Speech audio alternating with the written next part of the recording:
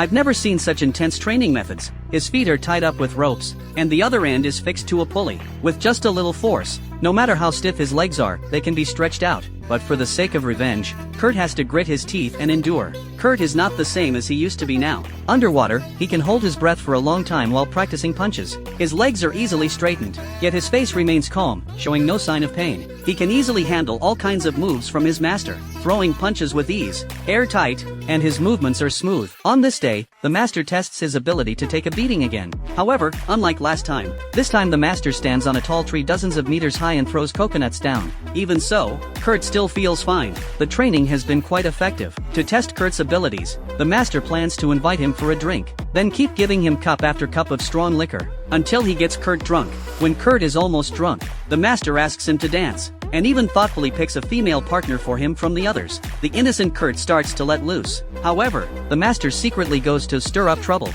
and keeps telling everyone present that Kurt called them names, saying your heads were kicked by a donkey, and you look so weak, all to stir up everyone's anger. Meanwhile, Kurt is showing off his flexibility. At this moment, a man finally can't stand it anymore, steps forward, and is ready to teach Kurt a lesson. But Kurt is still very alert. He easily takes down the man. Then, one after another, people step up. But Kurt, despite having drunk, is not at all muddled. With just a few moves, he beats them all badly. Kurt goes out to look for his master. It turns out that the master did all this so that Tompa's men would see it, intentionally making them tell Tompa, so that Tompa would take the initiative to challenge Kurt.